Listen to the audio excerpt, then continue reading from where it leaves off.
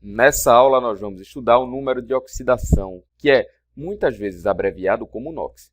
Para que você entenda bem o número de oxidação, o ideal é que você saiba o conceito de valência, que foi a aula passada. Qualquer coisa volta, dá mais uma olhada no vídeo para depois a gente entender qual vai ser o NOx de cada elemento. O número de oxidação indica a carga real em um composto iônico, ou indica a carga aparente em um composto covalente de uma espécie química.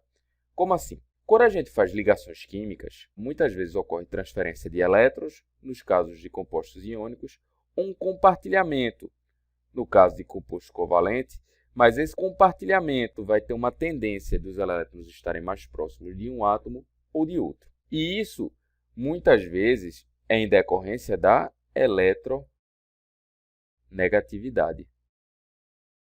A eletronegatividade é que vai fazer a indicação da carga em compostos iônicos e da tendência de polarização em compostos covalentes, tá? E a gente vai estudar isso dentro de número de oxidação. São uma série de regras que é muito importante você ter memorizado.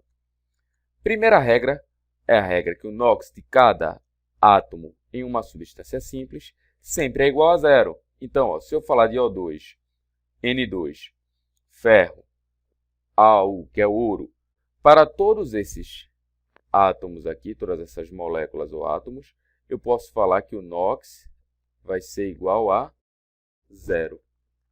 Por que isso? No caso de moléculas como O2 e N2, quando eu coloco O, dupla O, o que acontece? Os dois elementos eles possuem a mesma eletronegatividade, então não tem um elemento puxando elétrons com mais forças do que outro. Logo, não tem polarização.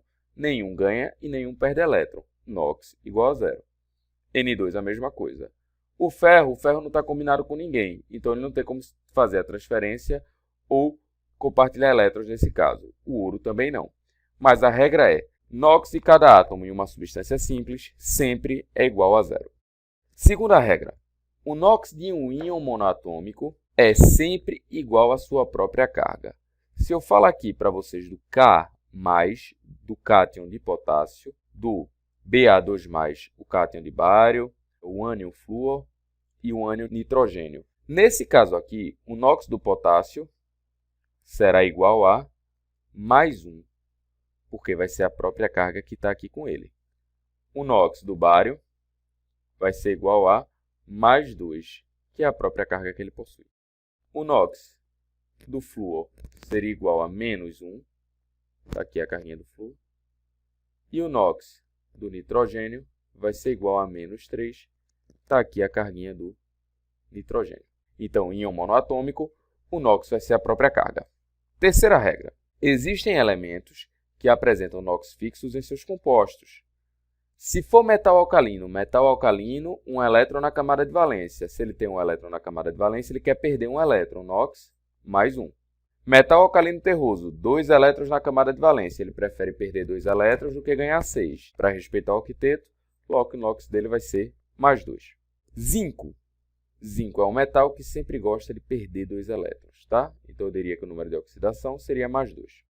Prata, número de oxidação mais 1. E alumínio, número de oxidação mais 3. Esses aqui é muito bom ter memorizado, principalmente família 1A e 2A. Quarta regra.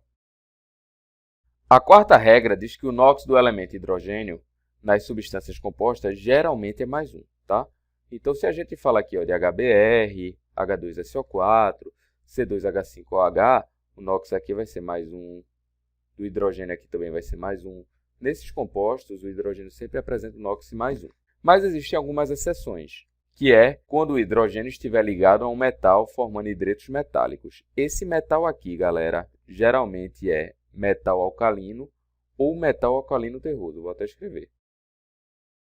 Metal alcalino e alcalino terroso.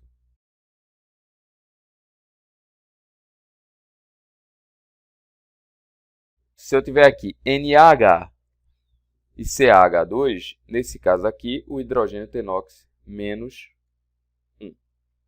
Quinta regra. O NOx do elemento oxigênio, na maioria de seus compostos, é menos 2. Mais uma vez, ó, na maioria, não vai ser sempre, a gente vai ter exceções. H2O, o NOx do oxigênio seria menos 2. Fe2O3, nóxido de oxigênio, menos 2. NaOH, nóxido de oxigênio, menos 2. Entretanto, se a gente falar de fluoreto de oxigênio, que seria o OF2, o oxigênio passa de menos 2 para ser mais 2. Isso acontece porque o flúor ele é mais eletronegativo que o oxigênio. Se ele é mais eletronegativo que o oxigênio, ele puxa elétrons com mais forças. Ou seja, ele termina ganhando elétrons e o oxigênio termina perdendo. Como o oxigênio perde, o oxigênio fica com carga positiva, fica com sinal mais 2. Então, ó, se você observar OF2, fluoreto de oxigênio, nóxido do oxigênio é igual a mais 2. Se a gente tiver também outra seção, nos peróxidos, peróxidos vai ser o O2 com carga menos 2. O nóxido do oxigênio vai ser menos 1. O mais comum é esse aqui que a gente chama de água oxigenada. A água oxigenada, a gente vai ter o hidrogênio com NOx mais 1, como sempre, tá? E o oxigênio com NOx menos 1, porque é um peróxido de hidrogênio. Peróxido de sódio, mais uma vez, aqui vai ser menos 1. Peróxido de cálcio, oxigênio com NOx menos 1.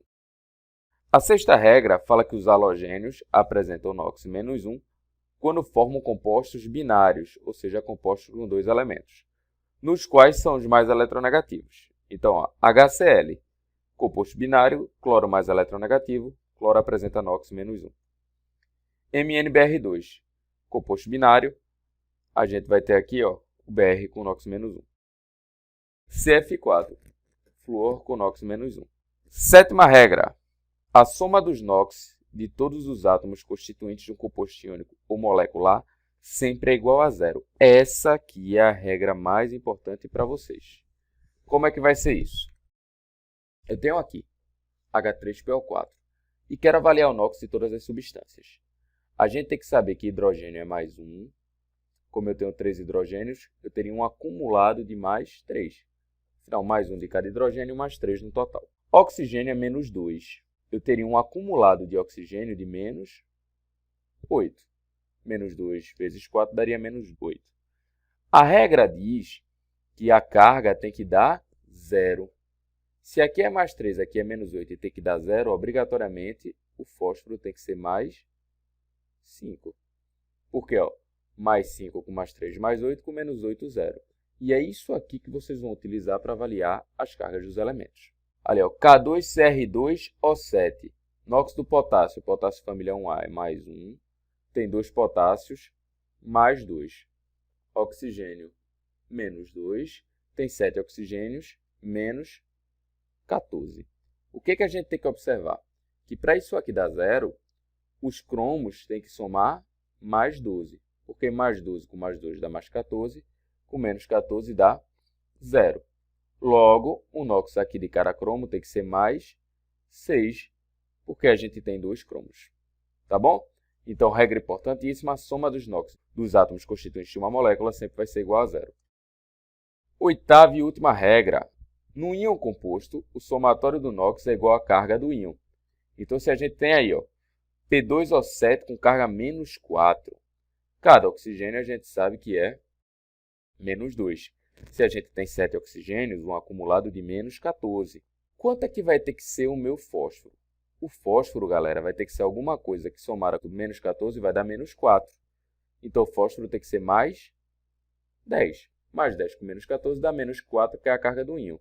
Logo, cada fósforo vai ser mais 5. Enxofre. Olha, mais uma vez, o oxigênio tem carga menos 2. Tem 4 oxigênios, menos 8. Beleza? Quanto é que vai ter que ser a carga do meu enxofre?